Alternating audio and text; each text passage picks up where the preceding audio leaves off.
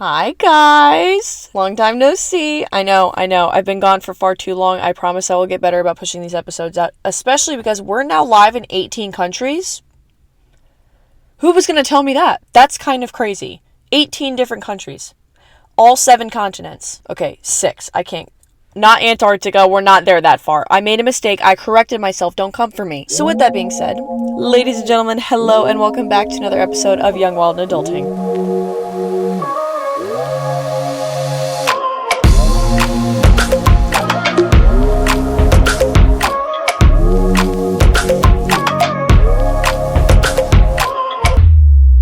We have a lot on our plate today. And before you get up in my pants and say, Morgan, okay, maybe I shouldn't have phrased it that way. Before you get your panties and your boxers in a twist for whoever's watching this, if you're going to say, Morgan, why are you in your car? 1, things in my house were not cooperating with me. And 2, for someone that works from home constantly as a solopreneur, sometimes you just need to get out of your house. And my car is my comfort space, considering I spend about probably 75% of my entire life in my car.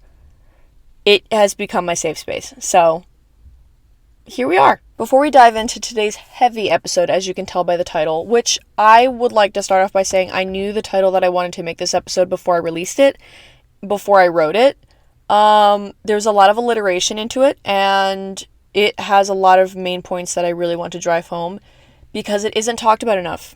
So before we get started into the very heavy conversation we're about to have, I decided to try something new at Starbucks today because my sister, Riley, I love you, was cleaning out her room before packing to go back to graduate school and found a $100 Starbucks gift card and decided ultimately that she doesn't like to go to Starbucks. She'd rather go to a mom and pop coffee shop, which same, all power to her. But if you're going to offer me free money for Starbucks, I'm going to take it. Anyway, I love matcha, or I'm just now starting to get into matcha. I used to think it was too earthy, and I'm not someone that loves super earthy things. But then someone introduced me to a lavender matcha, and then the game changed forever, and I don't think I can go back at all.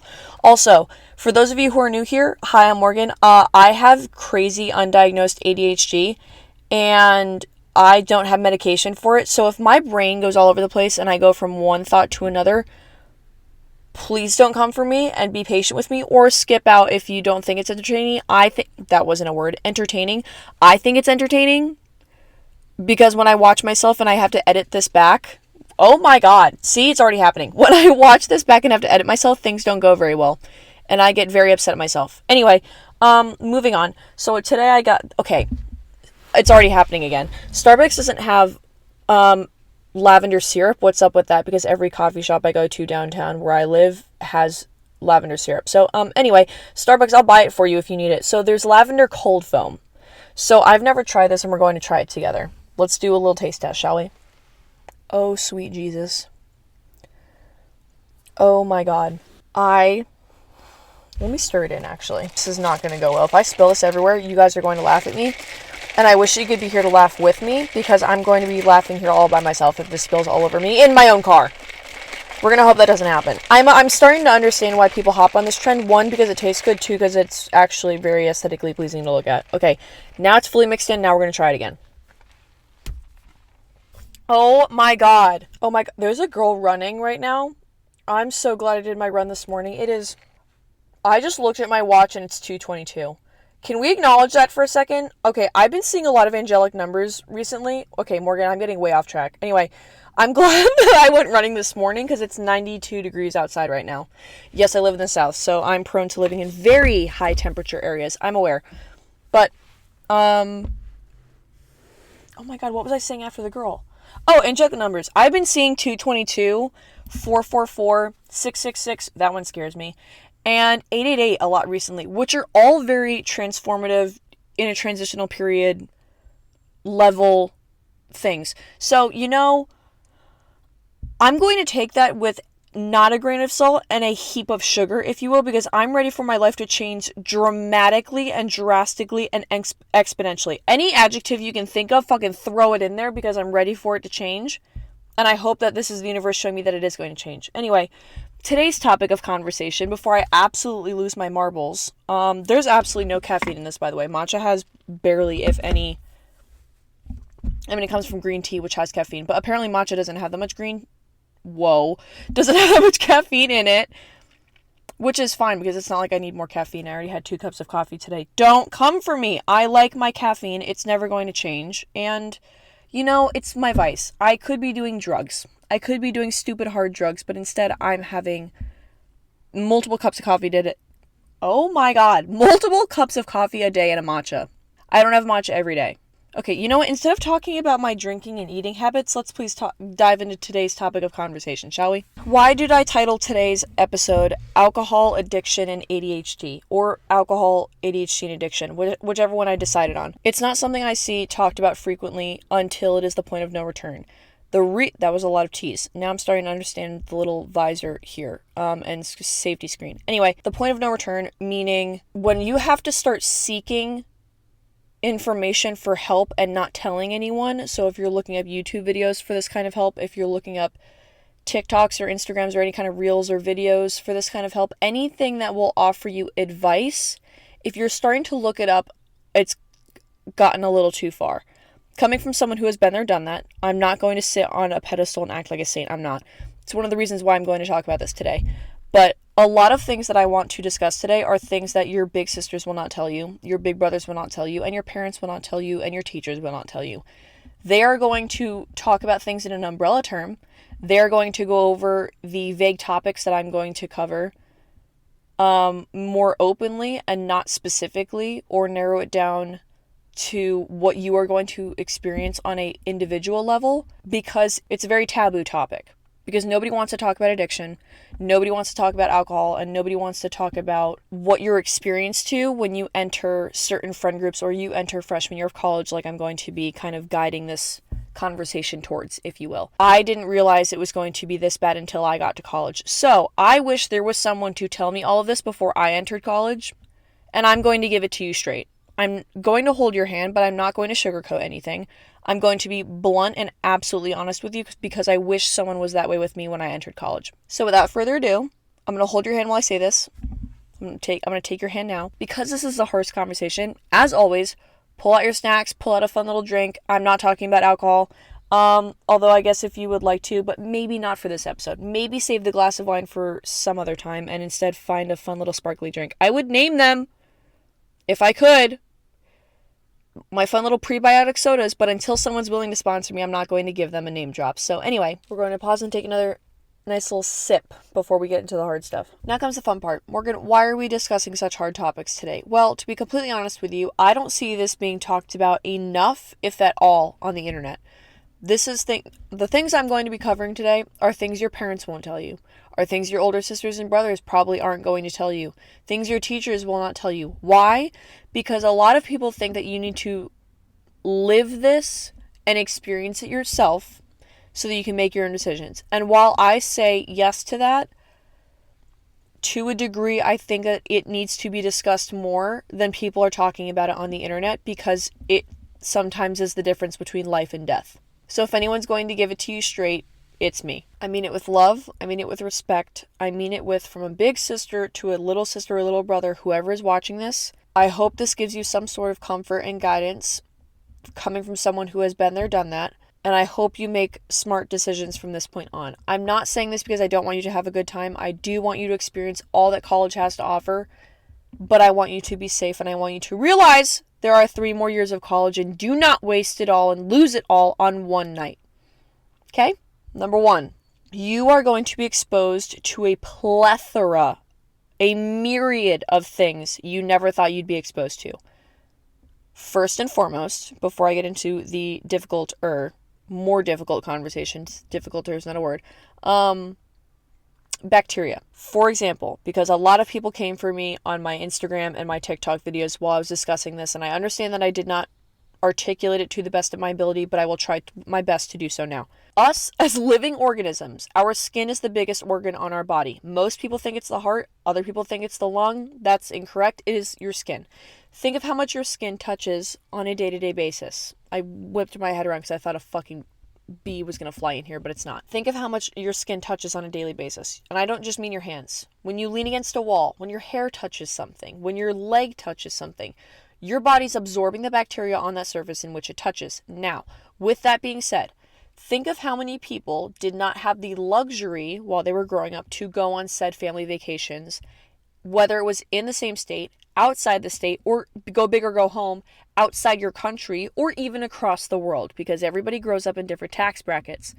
With that being said, you are going to be exposed to a lot of different bacteria on a college campus than you ever have before. I don't care if it's community or if it's huge or if it's a small private institution, you still are going to be exposed to bacteria you never have before.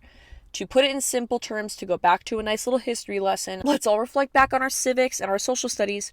And remember when we talked about, this is coming from someone who lives in America, who lives in the United States.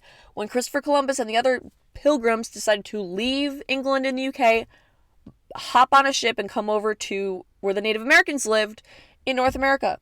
A lot of North Americans died because of the chicken pox and other various diseases we gave them when we came to America and created America. Why? The Native Americans had never been to Europe or other parts of that side of the continent. They are not exposed to that kind of bacteria. Their immune systems didn't know how to fight it because it didn't know how to identify it and didn't know what it was. Now, we have adapted as a society. I'm not saying that you're going to die when you're exposed to people from a different country you've never been around before, but you are more prone to becoming ill. You are prone to sickness. This is why college campuses have things called, for example, I went to JMU, we called it the JM flu, because every single year, without a shadow of a doubt, at the same time every single year, right before finals, and pretty much around March every single year, flu, COVID, whatever you name it, everything hit pretty much all at the same time. Why? Don't know. That's for someone in physics. But it happened. You just have to mentally prepare for it. So that's why I always recommend bringing an arsenal worth of medicine with you so you can use it at your disposal. Anyway, moving on. Next, alcohol. This is a very sensitive topic to some people. This is a very harsh topic to discuss for some people because it hits home for a lot of us, me being one of them. I will get there. Some things to take into account. When you go to college, you are going to be surrounded by people with various backgrounds. You are going to be around people who are only children. You are going to be around people who had older siblings in high school and college, and or probably are in college or out of college. You are going to have people who were the youngest child. You are going to have people that were adopted. You are going to have people from all realms of where a family lies. You are going to be around people who went to public school, boarding school, private school, Catholic school, very, very, very low income schools if they're on scholarship. Again, you are going to be around a myriad of different types of people. With that being said, everyone has a different background in the sense everyone is coming from a different background of experiences in drinking and drug use. Now, with that being said, there are going to be people that have not had a lick of alcohol and then decide to touch it when they get to college. Whether that's they chose to abstain from it or they were unable to have access to it. They had helicopter parents. They didn't have older siblings or older friends that could get it for them. I should not say we all. I was a bad kid. People do underage drinking. You just don't talk about it. This is me openly talking about it. If it gets me in trouble, it gets me in trouble, but someone's life could be saved by simply me talking about this. So I'm going to take my chance. For those of you who have never had a lick of alcohol in your system and you decide to try it in college, I'm not going to say don't do it, but I am going to walk you through some steps of things you need to consider when doing so that you do not lose 3 years of college and waste it all in one night. I need you to realize there is more to life than just the first week of college, and do not overdo it because there's so much more that life has to offer. Things you need to consider when touching your first amount of alcohol. You need to consider, again, this is not me saying go do it for any feds that are watching me. This is not me saying and condoning underage drinking, but to be aware of it because nobody wants to talk about this conversation. 1, your body weight. 2, when you're speaking about your body weight, you need to know the ratio of your body weight. How much is muscle mass? How much is fat? How much is bone? How much everything is on your body will help determine if you're a heavyweight or a lightweight. Your genetics play a major component in this as well. How much food or water you had that day. How many steps or how much you worked out that day. How much you sweat, basically, and exuded the salt and electrolytes from your body. All of these things are major components to help decide how quickly you are going to be able to get drunk. Did my phone just die and I have to readjust all my settings? Yes. We're going to keep going with this anyway. So if there's a gap in the editing, I apologize. My phone is not cooperating, but it's fine. We move on. So going off of that, if you are someone that has never had a drink before, you are going to have a very low tolerance. If you are someone that drank moderately, depending on how much liquor you were exposed to or how much variety of different types of alcohol you were exposed to, that will also affect your tolerance. If you are a very heavy-weighted person, you are going to have a much higher tolerance than someone else who might be about this big and the size of a twig. Please take that into consideration. Look out for each other. Do not let anyone go anywhere alone. I beg of you, I plead you to watch out for each other because it is a time that you can't get back. There are going to be times where you cannot get anything back. I've learned that the hard way. I have seen friends lose the opportunity the hard way. Please just look out for each other. Going off of being exposed to a lot, you are going to be invited to a lot of things. You are going to be invited to parties and mixers and frats and bars, and you might be peer pressured to get a fake ID. All these things are going to happen, and you are going to feel peer pressured to do so because it is a way to meet people. It is a way to get involved. It is a way to make friends. It is a way to feel seen. You might do it because you feel like it's normal, and that if you decide not to go out and party, that it's not normal. I need you to take a step back. I need you to realize that it's okay if you don't want to go out. That's fine. You don't have to do so. It doesn't make you lame. It doesn't make you weak. And you're going to say, Morgan, it's a lot easier said than done. Well, you know what? It's better than laying on a morgue table and your parents having to come identify you. Because what's the alternative? Yes, can you learn to drink in a controlled environment? That is also very possible. It is possible for you to test your boundaries, learn how to do things, learn how to control yourself in the situations you are in through practice, but don't overdo it in one shot. Please don't overdo it in one shot. Another thing to consider, you are going to have a very different type of environment depending on what school you go to. There are bar schools and there are frat schools. Let me explain the difference. Places that are very public, that are very much in a city setting or a suburbial setting, somewhere like that isn't city, so like Penn State, for example, or Virginia Tech. Those towns were built around the college and or have since been built around the college. So it's a college town. That's what people mean by that. That it's not a town that most people would choose to live in if not were for the college. Okay, does that make sense? Let's move on. Bar schools are going to be more city settings and are going to have more bar life than they are Greek life. Frat schools, for example, JMU, because I went to JMU, I'll just give that as an example, was more of a frat school than it was a bar school. That does not mean that there are not bars downtown. There are bars downtown. It just means the selection is very few.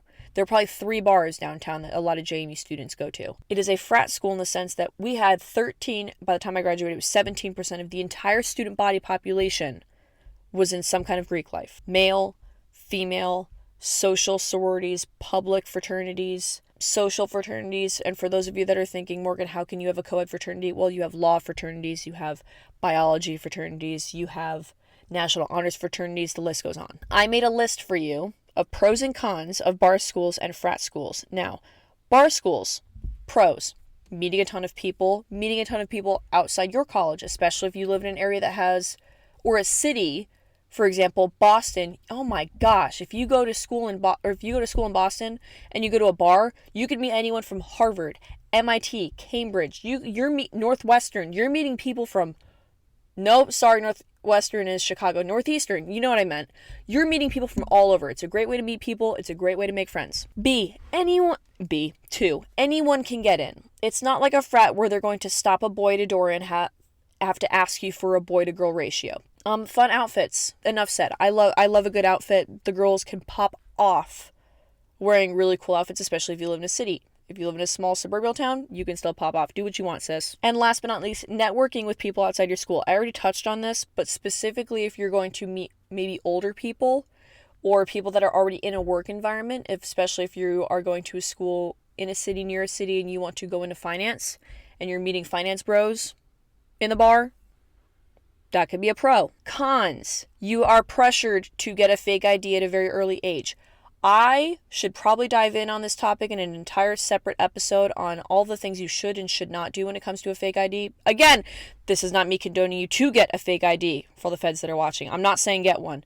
I'm just saying you should know the differences and pros and cons to getting one and how significantly you can be, como se dice, prosecuted if you choose to steal someone's name or steal someone's address. You could have identity theft under your belt depending on how much information you put on your fake ID. Now, that's not me saying get one. I'm watching you. Cons, it's a lot of money. It's a lot of fucking money. Especially if you're living in big cities. I don't know why I keep bringing that up as an example, unfortunately, but I do. Money. Some of these bar prices are obscene. I'm not paying... Fuck if I am paying a $27 tab for a margarita. You got something else up your behind if you think I'm paying that much for one drink. Anyway, lines and cover fees. Speaking of money. Lines, you won't really have lines at frats. You will have lines at a bar. You mean you're going to pregame and then stand outside in a line for, I don't know, maybe an hour to 2 hours and have that just waste away? The pregame waste away while you have to go inside and then re-catch up? Again, this is a very slippery slope. I should probably stop talking. Frats. Pros. Not as expensive as going to bars. That seems a little obvious.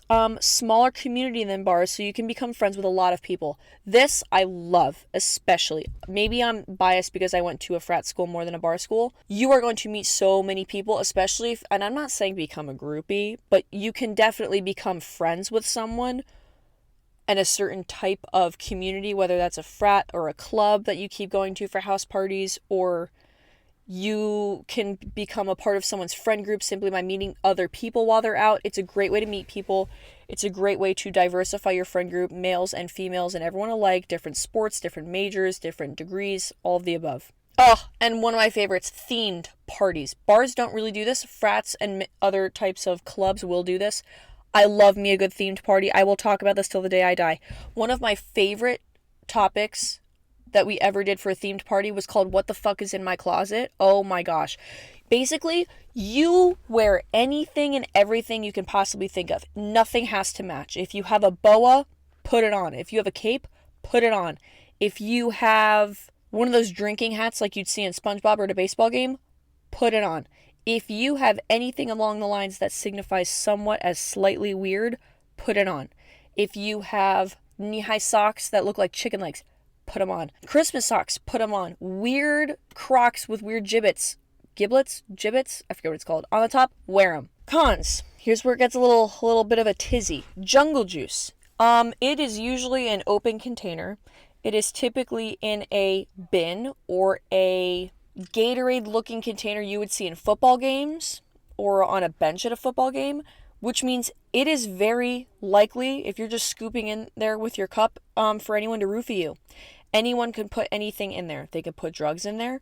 They could put other types of alcohol in there. They could put quite literally anything they wanted in there, so be aware. 2, like it is in this car right now because I'm dying.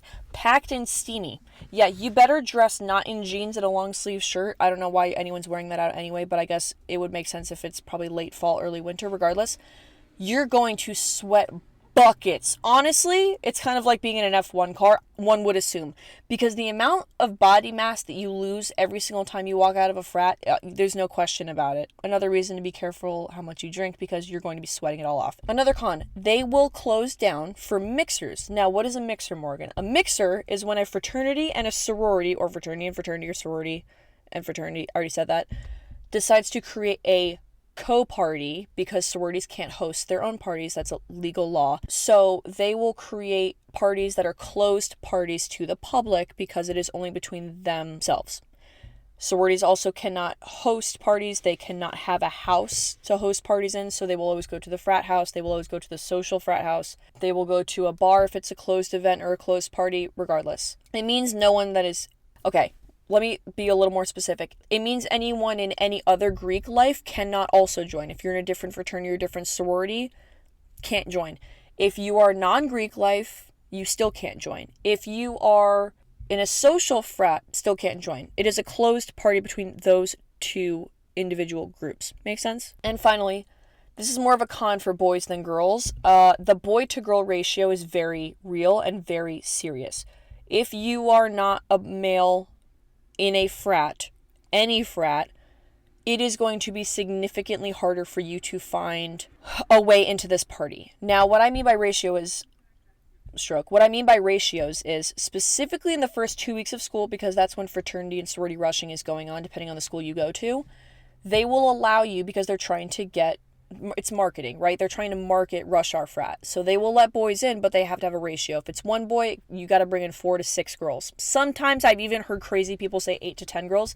That's wild. If you're a lone male walking in a group of 8 to 10 girls, I have questions. Unless you're fruity, then it makes sense. Those are some things to consider, because bar schools and frat schools are very real. You will experience them everywhere you go. It is kind of a part of the culture, especially if you're someone that looks forward to going out or is looking forward to going out for the first time. Just know that there are pros and cons to both. It is ultimately up to you. Don't fall into the pit or succumb to the peer pressure if you don't want to. It is ultimately your choice. Everything is your choice, because there is always a choice. Apologies, I had to stop the camera again because my phone keeps overheating. And there's nothing I can do about it. So we're on break number 2, I think. But hopefully this is the final sprint. With that being said, if a situation feels wrong, leave. Always trust your gut instinct. If you are at a house party, a bar, a frat, wherever you are sitting, and something feels... That's a beautiful BMW. Ooh, they're moving in. Okay, pause. Morgan. If something or a situation feels off, feels wrong, trust your instincts, trust your gut, and leave. If a person is giving you bad vibes, leave. If a friend group that you thought was your close friends is giving you bad vibes, leave. I cannot stress enough how short life is and how important it is to trust your instincts and trust your gut. Okay, now we're getting into the not so fun part of the conversation. This, I'm going to have to hold your hand, because I really wish that someone held my hand through this. And again, coming from someone who has been there, who has done that, who is been actively living in it since about 4.5 months ago, I mean this with the utmost honesty and the utmost truth, because no one is going to give it to you straight. It is a very taboo topic. It is a topic nobody likes to talk about, whether they've been through it or they haven't been through it, or they witnessed a friend or a family member go through it. No one's talking about it, so I will be the first. Doesn't mean I'm putting my career or my life on the line by talking about this. I don't know. But I'm going to do it anyway, because it could save someone's life. I'm going to call this little sprint the pit. So if anyone that is watching this has any issues with alcoholism, has any relatives or friends that have recently passed due to alcoholism, you may want to skip this. I will put the times on the screen and in the comments, because I obviously can't tell you the timeline right now after the editing process is going to happen, but I will put it below and what time you can skip to if you don't want to hear all of this conversation. Now, you are going to experience a myriad of emotions throughout your time at school, whether you are a active student, whether you are a transfer, whether you are a commuter, whether you are a freshman, a sophomore, a junior, a senior, a undergrad, a graduate. You are going to experience a myriad of emotions through all 4 years or 6 or 8 of school. It is a part of life. It is a very long part of life, but it is also a very short part of life. But in that time frame, you can experience a lot. You can have deaths in the family. You could have new additions to the family. People can get married. People can get divorced. You could lose people. You could go through breakups. You can go through makeups, join relationships, join friendships, lose friendships, go through addiction, fall out of addiction, rehab. The options are endless. The limit does not exist. With that being said, there are going to be people who are going to turn to drinking and addiction for a release. There are going to be people that are looking for the dopamine hit and the endorphin rush and the euphoric feeling and bliss that is the numbness that happens and partakes in your body when you decide to toe the line or go past a certain line when you are drinking or using certain substances. Coming from someone who has been there and done that, not on the drug side, but on the alcohol side, where I have towed the line, and sometimes I have gone past the line, where I was so overwhelmed in my own emotions, whether it was school and it was my grades or it was the stuff that was happening. There's a lot of activity happening behind me right now. This is not helping the vibe of the podcast. Whether it was something happening in my personal life, or it was issues in my relationship, or it was issues in my friendships or my family, because my family was going through a lot. I was going through a lot. You're also a person. You're an individual. You are going to go through change. Oh, what is it called when butterflies come out of the cocoon? Metamorphosis. You are going to go through so many phases of life. Think about who you were as a person 4 years ago, how much you've changed in the last 4 years. That's going to happen tenfold in college. because you are around a lot of things, you are experiencing a lot of different things, you are around a bunch of different people, you are trying to figure out your interests, your disinterests, what you like in people, what you don't like in people, what you want to do in a job, what you don't want to do in a job, what you like about the world, what you don't like, where you want to live. I need to slow down. You get my point. You are going to experience a lot, and that is going to change a person, and it's very overwhelming, and there's not a great support system around you, or if you don't have a great if you don't have a great support system with you already, it's going to be difficult to come back from that. Now, with that being said, for those of you that are going to seek, I hope you don't. I hope, I could get emotional talking about it. I hope you don't. But I will describe the feeling for you so you know when you have touched the edge. When you're drinking, if you are already wrapped up in your emotions, whether that is anger, that is sadness, that is depression, that is anxiety, that is suicidal ideation, however far you want to take it, when you are trying to use alcohol to numb your thoughts and yourself from feeling those emotions, and you are drinking, and at a certain point you are closing your eyes, and you feel that tickle across the back of your spinal cord, and it's like a rush of euphoria, and a wave of calmness comes over you, and you relax into it, I'm going to tell you right now, that's where you're gone. You lose yourself, and it is very hard to come back. When you reach that point where you are so self-aware of the line, and you toe the line, and you decide to keep going, that's where addiction starts. That is the point of no return. That is the point where you have to be honest with yourself and say, I need help. Because no one's going to do it for you. You have to save yourself. Coming from someone who has addiction on both sides of her family, that has alcohol addiction on both sides of her family, I need you. I need you. I'm going to get emotional. I need you to choose yourself. I need you if you are someone's friend and you are witnessing this. I need you to have an intervention. I need you to be there for them. Because sometimes if it's not pulling someone out of the hole, sometimes all it takes is sitting in the hole with them. You can lose yourself to alcohol, and it can be very easy to go on benders. You could lose Fridays. No, not even that. You can go fucking margarita Mondays, tequila Tuesdays, wine Wednesdays, thirsty Thursdays, fun Fridays, spontaneous darty Saturdays, and Sunday fun days. I mean, you could go on a 7-day bender every week if you really wanted to. It doesn't mean you should. You need to be aware of it. You need to be aware of the line and be aware of how quickly you can fall into what I call the pit. And I call it the pit and not a hole because how far you fall without a ladder, if you don't have a good support system, it's going to be hard to come out of that hole. You are going to have to fight tooth and nail with yourself and your inner thoughts and your self-love and everything that comes along with it to get out of that hole. I wrote down some questions that I would like you guys to ask yourselves if you think that you are someone that is falling into the pit. Self-awareness. Number one, I need you to ask yourself and understand, where is it coming from? Where is the root cause? Why are you trying to numb your feelings? Why are you trying to not remember the night? What emotion or trauma, background emotion is evoking this kind of behavior? Are you going through a breakup? Are you having problems in your relationship that you're questioning a breakup? Are you going through family troubles? Is your family going through a divorce? Are you having a death in the family or soon to be death in the family? Are you having relationship problems with your friends? Again, because platonic and romantic relationships are very similar in that matter. Fighting is fighting, regardless. They're weighed differently, but they're somewhat weighed the same, especially when it comes to your mental health. Acknowledge, does addiction and alcoholism run in your family? Are you more susceptible to falling into that kind of pattern because it runs in your family, because you've seen it growing up, because you've been around it growing up, and when I say family, I don't just mean parents. I mean if your parents did it, your siblings did it, older or younger, if you had aunts and uncles that did it, everyone is an option. Do you have a lot of trauma that you are trying to suppress? Why are you trying to dissociate? My sister, who's in psychology, is trying to teach me the difference between the two.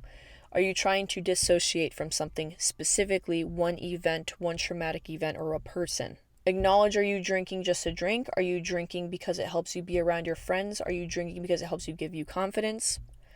That's all a mindset. Are you drinking because it helps give you that euphoric numbness, separation feeling from yourself? And then after you ask yourself all of those questions, I need you to sit and be honest with yourself and ask, who is my support system? Who can I lean on and be honest with and tell this to get the help that I need, to get someone to, even if someone doesn't understand you, you need someone to listen to you. You need someone to help you feel seen and to help you feel loved. I should have said that this was going to be a little bit of a therapy session, and I apologize. You need someone to help you feel seen, to help acknowledge what you're going through so you don't feel alone. You're drinking because you feel alone. You're drinking because all of this, everything that happens in this lovely game we call life is heavy. It's heavy, and no one is asking you to carry it with grace. It's hard. It is hard, especially for those of you that are balancing college and relationships and jobs and maybe supporting yourself completely 100% financially. Maybe you're supporting yourself financially as well as supporting your entire family financially. You never know what someone is going through. Do not be the first to judge. If you are friends with someone who is going through what I'm describing, you have no right to judge. If you have not been there, if you have not seen some of the things and events that this person has gone through and the reason they're acting out and lashing out this way, it's for a reason. They're not doing it to just get attention. There's another underlying reason. And depending on how that person reacts towards you, I understand if you want to give them an intervention, or I'm not saying babysit them, but ask them what's going on, poke and prod their brain and see what's going on, see if they need help. But at least just ask once and try it, because 9 times out of 10 when someone is acting that way, it's because they need the help. To continue with addiction, here comes my little ADHD section. You could be coming into school diagnosed or undiagnosed with a lot of different things, whether you have dyslexia, anxiety, depression, test anxiety, ADD, ADHD, OCD, BPD. There's a lot on the plate, right? We as a society have come so far in realizing and acknowledging certain types of mental health issues. Now, there are pros and cons with that when you're going to school away from home, away from your psychiatrist, your psychologist. If you're someone that doesn't have that kind of support system and you're undiagnosed and you have not gotten diagnosed for whatever reason, and you're around those kinds of people, that also comes with pros and cons. You may learn when you're in college that you have test anxiety and that you may need certain alternatives in the way that you take a test, which you would have to go to your testing center and ask for this, but I can dive into that another time. One of the main reasons why I want to discuss this topic, along with, and sideline with addiction, is because people who are coming to school who have diagnosed ADHD or other various mental illnesses are going to have medication and prescriptions on them that might influence you. People are going to be coming to school with Xanax and Adderall. Now, there are going to be times where you are going to be tempted to try and take a Xanax or an Adderall because you think it is going to enhance your mental capacity, your intellectual curiosity, how you go about completing your tasks, your assignments, your exams, your essays, anything that involves schoolwork on time by a deadline. A lot of people have undiagnosed ADHD. A lot of people do not have diagnosed or have undiagnosed test anxiety. They don't know how to focus and hone in their attention, because our attention spans are so short nowadays, so that they can study for a test, so that they can finalize that essay and get that deadline in on time. You are going to be tempted to try them, and or you might have someone try to tempt you to try them. That is at your own discretion. I'm not going to tell you it is a good thing or a bad thing. I'm just going to tell you to be very aware, because if you choose to do so and you choose to partake in these enhancements for your brain, that also can send you into a spiral, and you may become addicted to certain kinds of substances, certain kinds of medications, and think that you and or your brain and body thinks that you need them to complete every single task. which is a very, very, very slippery slope to fall down. Same with alcohol. Going off of that, other types of drugs, going into these parties, especially if you're somewhere in a city. I don't know why I keep bringing up this example, but I do. If you're somewhere in a city, you're going to be surrounded by other types of drugs. Cocaine, heroin, methamphetamine, crystal meth. The list goes on. You are going to be exposed to way more than you thought.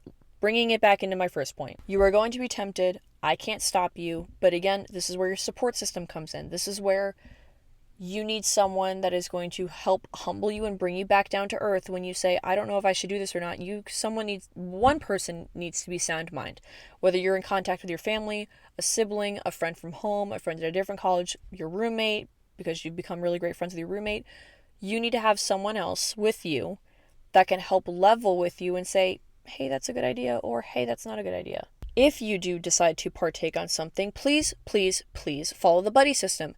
Do not go anywhere alone. Girls, I know this is easier for you boys that are listening, because girls, we do the buddy system everywhere we go, even if it's in the bathroom and pulling each other's underwear down. I don't know. Not like in a weird way, but if you can't physically do it because you're too inebriated. Anyway, I'm getting besides my point. Share your location with someone and don't go anywhere alone. If you're going to go to a different party because it offers different things and different substances or different types of alcohol or whatever the case, or a boy's there or a girl's there that you want to go to, communication is key. Don't just disappear into the void, because if something happens, God forbid, I hope it doesn't, but if something happens, someone needs to know where you are.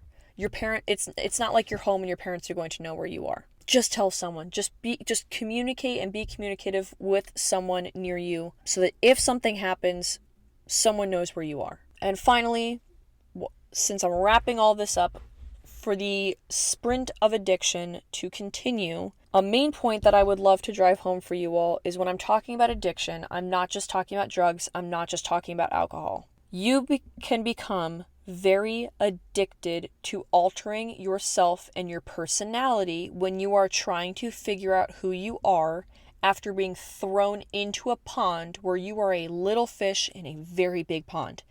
If you are coming from high school, you are in your freshman year of college right now, you were just a big fish in a little pond because you were the admin, you were the superior fish.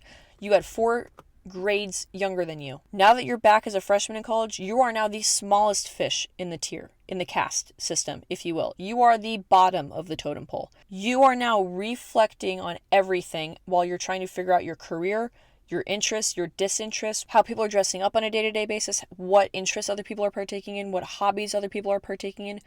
You are finding yourself in a mix of a collage of everyone else doing the same thing, but I'm going to give you an inside tip. No one knows what the fuck they're doing, okay? There's not a single person, freshman, sophomore, junior, senior, that has their whole life figured out. You are 17, 18, 19, 20, 22 years old. College is the only time in your entire life, unless you decide to pursue higher education, where you are living in a town surrounded by everyone your own age simultaneously. The addiction you can fall into of learning to dress like your friends are, to lose weight and be as thin as your roommates are and your friends are, to be as fit as your friends and your roommates are, you are seeing limitless options of what people your age can look like and what achievements they have and how much money they have or how much money they come from or lack thereof. It will change you. It will give you a very tainted perception on reality.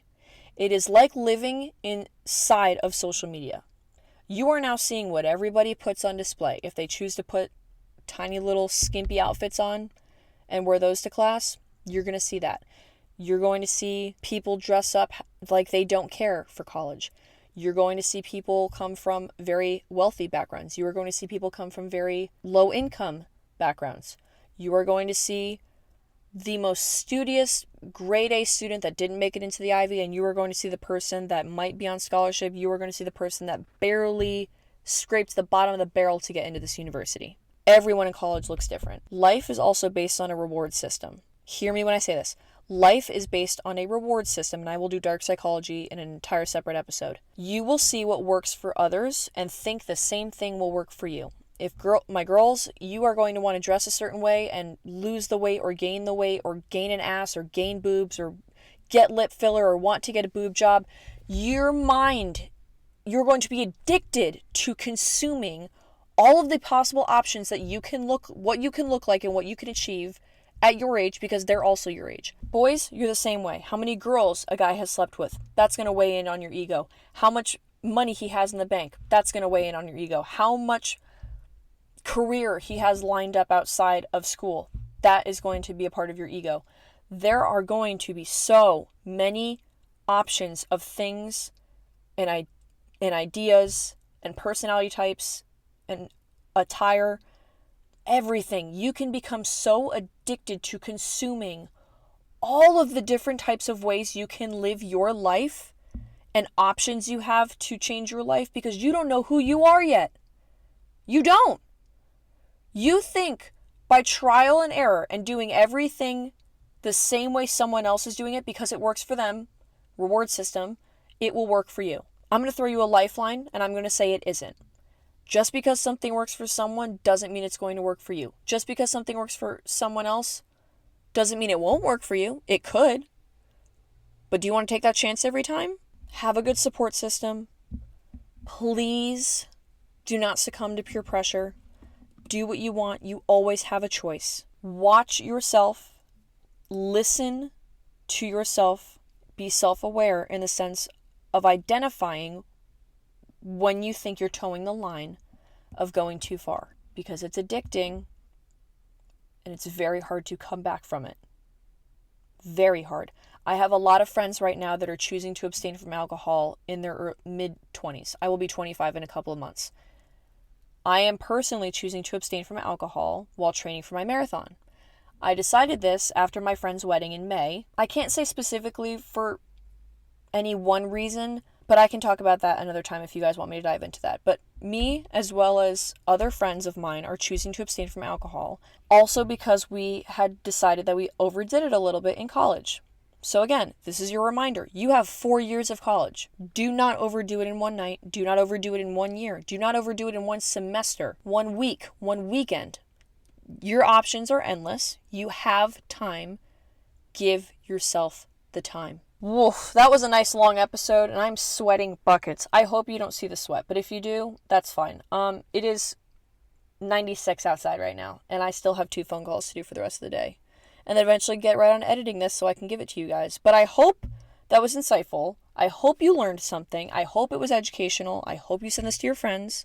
I hope you sit with it. Maybe listen to it once or twice. Send it to people who need to hear it. If you're a parent watching this, send it to your kids. You are not alone. You are all on an even playing field. Do not put anyone on a pedestal. Please, please. I made that mistake freshman year.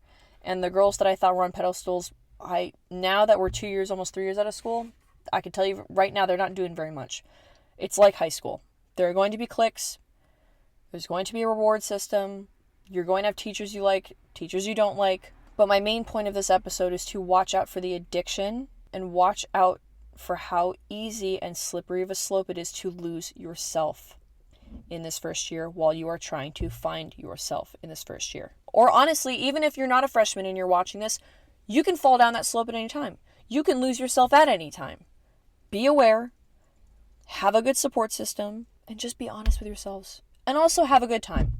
This obviously was not a fun episode because this was talking about a lot of more difficult topics of conversation, but also I hope you have a good time. I hope you go out there. I hope you try new things. I hope you meet so many people and make so many friends and make so many memories, because the lore starts early. Another reason why you want to make it last all 4 years. All right, I'm going to go inside now. And I have 12 miles I have to run tomorrow for my marathon prep, and I'm a little scared. I did 11 last week, so I know that I can do 12 this week. It's just a little scary. It's a lot of time on my feet. I mean, that's 2 hours and 10 minutes of running. That's kind of a long time, but it's fine. It's fine. I'll be fine. I'll be fine. Not me gaslighting myself and telling me I'll be fine. All right. I love you all. Mwah. I'm going to give you a good kiss. And I hope you have a great, great time. And whoever's watching this, whenever you're watching this, if you have any questions, comments, concerns, always feel free to leave them below. And I will see you guys next Tuesday for another episode. All right. Love you guys.